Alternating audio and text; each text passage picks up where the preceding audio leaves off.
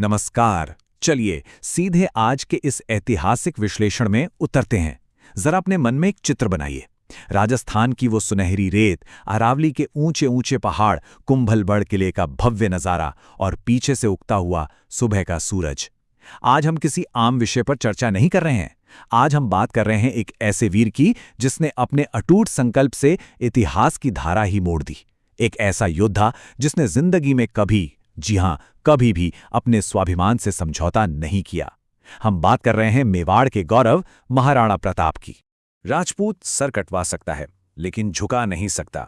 इतिहास के पन्नों में ये गर्जना आज भी गूंजती है। और सच कहूं तो ये सिर्फ एक वाक्य नहीं है, ये एक शाश्वत सत्य है। यही वो सत्य है जो हमारी आज की इस प्रस्तुति का मूल आधार है, यानी कभी ना झुकने वाला स्वाभिमान। तो चलिए आगे बढ़ते हैं और देखते हैं कि इस अदम्य साहस की शुरुआत आखिर हुई कहां से। भाग 1, मेवाड़ का वीर सपूत। अब देखिए, किसी भी महान नायक को समझने के लिए ना उस कालखंड को समझना बहुत जरूरी है।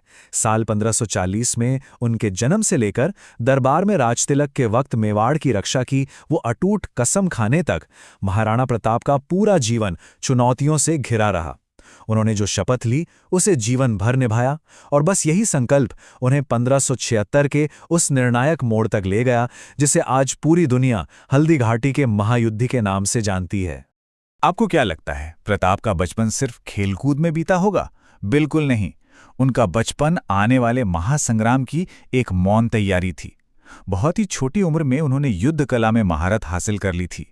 तलवारबाजी हो या घुड़सवारी का अद्भुत कौशल, ये सब दिखाता है कि हालात ने उन्हें बचपन से ही फौलाद बनाना शुरू कर दिया था। वो जन्म से ही एक ऐसे योद्धा थे जिन्हें आगे चलकर अकल्पनीय संघर्षों का सामना करना था। भाग 2, स्वाभिमान की अग्नि परीक्षा। जैसे जैसे समय आगे बढ़ा, मेवाड़ पर एक बेहद गहरा संकट मंडराने लगा। जरा इस टकराव को समझिए। एक तरफ था मुगल दरबार का प्रस्ताव, जहां विस्तारवादी अकबर चाहता था कि प्रताप उसके अधीन हो जाएं, पूरी तरह से उसका नियंत्रण मान लें।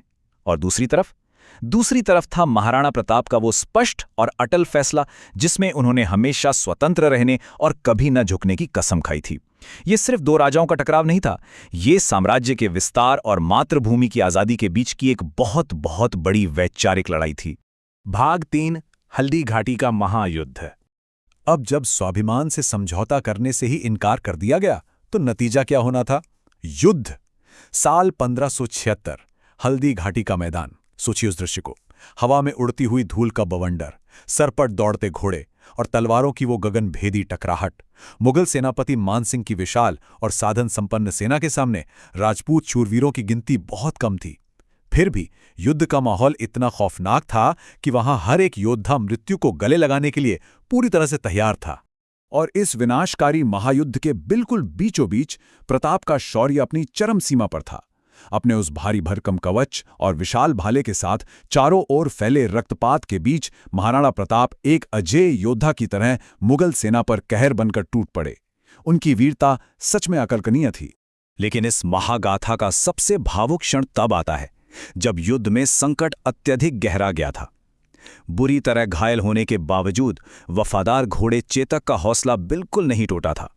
अपना एक पैर कट जाने के बावजूद सिर्फ और सिर्फ अपने महाराणा की जान बचाने के लिए चेतक ने हल्दी घाटी के उस चौड़े और खतरनाक नाले के ऊपर से वो ऐतिहासिक छलांग लगाई जिसे इतिहास आज तक नहीं भुला पाया है। नाला पार करते ही चेतक ने अपनी आखिरी सांस ली। उसने मेवाड़ के लिए अपना सर्वोच्च बलिदान दे दिया। ये सिर्फ एक जानवर और इंसान का रिश्ता नहीं था, ये वफादारी, निस्वार्थ प्रेम और त्याग की एक ऐसी अमर गाथा थी जो आज भी हमारी आंखों में नमी ला देती है। भाग 4, जंगल में अभूतपूर्व संघर्ष। हल्दी घाटी के उस कोलाहल से निकलकर अब ये कहानी एक बेहद कठोर और अंधेरे दौर में पहुंचती है। स्वाभिमान का असली अर्थ वो हमें यही समझ आता है। हार मानकर महलों में सुख सुविधा से जीने के बजाय अपने परिवार के साथ अरावली के जंगलों में रहना चुनना। उन मुश्किल दिनों में स्थानीय भील जनजाति ने महाराणा का पूरा साथ दिया। महलों को छोड़ना, जंगलों में भटकना, भूखे रहना, यहां तक कि घास की रोटी खाना। स्वाभिमान का मतलब ही यही है कि अपने आत्मसम्मान के लिए दुनिया के सबसे बड़े कष्ट को भी हंसते हंसते सह लेना। इतनी भयानक और मुश्किल परिस्थितियों में भी पता है क्या हुआ? महाराणा ने हार नहीं मानी। जंगलों की उन खामोश परछाइयों के बीच से उनका वो अभूतपूर्व संघर्ष लगातार जारी रहा। ये उस इंसान की अद्भुत मानसिक दृढ़ता को दिखाता है जिसने ये तय कर लिया था कि आज़ादी की ज्वाला को किसी भी कीमत पर बुझने नहीं देना है। भाग 5 विजय और अमर संदेश। कहते हैं ना कि अंधेरा कितना भी घना क्यों ना हो, सूरज हमेशा निकलता है। जंगलों में रहते हुए ही महाराणा ने अपनी बिखरी हुई सेना को फिर से इकट्ठा किया, उनमें एक नया जोश भरा। इसके बाद एक एक करके खोए हुए किलों पर धीरे धीरे वापस कब्जा करने की रणनीति शुरू हुई। और फिर आया दिवेर का ऐतिहासिक युद्ध, जिसे मेवाड़ का मैराथन भी कहा जाता है। इस युद्ध ने मुगलों की जड़ें हिला दी और महाराणा ने अपनी अटूट इच्छा शक्ति के बल पर अपना राज्य सफलतापूर्वक वापस हासिल कर लिया। जरा कल्पना कीजिए, सूर्यास्त का समय है, आसमान लालिमा से भरा हुआ है और अरावली के उन ऊंचे पहाड़ों पर गर्व से खड़े हैं महाराणा प्रताप। उनका ये जीवन, उनका ये संघर्ष हम सभी को एक बहुत बड़ा अमर संदेश देता है, और वो ये कि इस दुनिया में स्वाभिमान से बड़ी कोई चीज नहीं है। सब कुछ छीना जा सकता है, लेकिन अगर आपके भीतर का स्वाभिमान और साहस जिंदा है ना, तो सब कुछ वापस भी पाया जा सकता है। तो अंत में एक विचार आपके लिए छोड़कर जा रहे हैं। महाराणा प्रताप ने तो 16वीं सदी में अपना उत्तर दे दिया था, लेकिन इतिहास के पन्नों से बाहर निकलकर सोचिए, आज के इस आधुनिक युग में हम सभी के लिए स्वाभिमान का असली अर्थ क्या रह गया है? इस विचार पर गहराई से मंथन जरूर कीजिएगा। ज्ञानवर्धक और प्रेरित करने वाले ऐसे ही और ऐतिहासिक विश्लेषणों के साथ हम फिर मिलेंगे। नमस्कार।